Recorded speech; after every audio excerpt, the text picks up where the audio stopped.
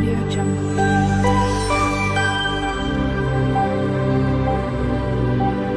Audio Jungle. Hi friends, Vijay's கிச்சனில் இன்றைக்கி என்ன பார்க்க போகிறோன்னா தக்காளி சாதம் ரெசிபி தான் பார்க்க போகிறோம். வாங்க எப்படி செய்யன்னு பார்க்கலாம். 2 பெரிய வெங்காயம், 4 தக்காளி, ஒரு 3 பச்சை மிளகாய், பூண்டு 4-5 பல் இடித்து சேர்த்துக்கோங்க, கருவேப்பிலை சேர்த்துக்கோங்க. நம்ம எப்படி செய்யுதுன்னு பார்க்கலாம் வாங்க.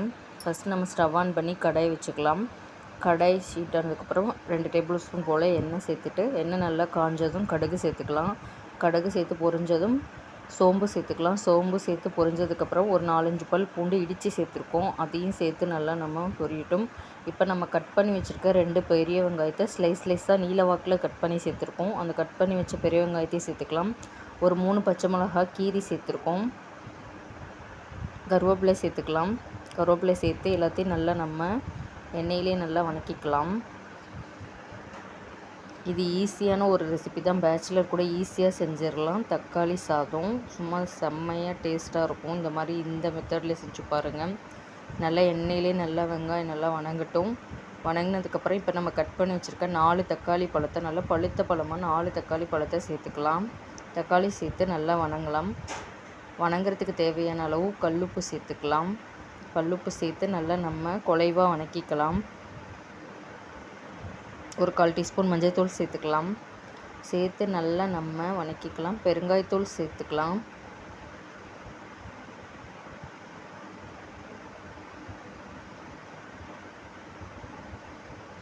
பெருங்காயத்தூள் சேர்த்து நல்லா நம்ம ஒரு கரண்டி வச்சு நல்லா வதக்கிக்கலாம். நல்லா தக்காளி பழம் நல்லா குழைவாக நல்லா தொக்கு கன்சிஸ்டன்சி வதக்கிக்கலாம். இங்கே பாருங்கள் ஃப்ரெண்ட்ஸ், நல்லா குழைவாக வதக்கிக்கலாம். இந்த மாதிரி வதக்கினா தான் சும்மா சாதம் சும்மா அட்டகாசமாக டேஸ்ட்டாக இருக்கும்.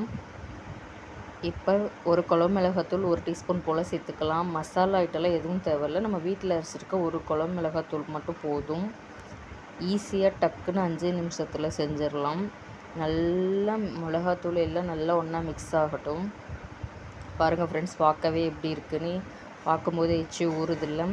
நல்லா குழைவாக நல்லா வதக்கிக்கலாம், தக்காளி தெரியாத மாதிரி நல்லா வதக்கினதுக்கப்புறம் இப்போ நம்ம 2 கப் சாதம் வடித்து ஆற வச்சுருக்க 2 கப் சாதத்தை சேர்த்துக்கலாம்.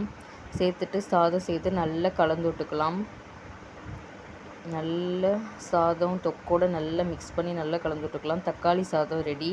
நீங்களும் வீட்டில் இதே மாதிரி செஞ்சு பாருங்கள். வீடியோ பிடிச்சிருந்தா லைக் பண்ணுங்கள், ஷேர் பண்ணுங்கள், கமெண்ட் பண்ணுங்கள். மறக்காமல் விஜய்ஸ் கிச்சனை சப்ஸ்கிரைப் பண்ணிக்கோங்க. தேங்க்யூ, பாய் பாய். நெக்ஸ்ட் வீடியோவில் சந்திக்கலாம். பாய்.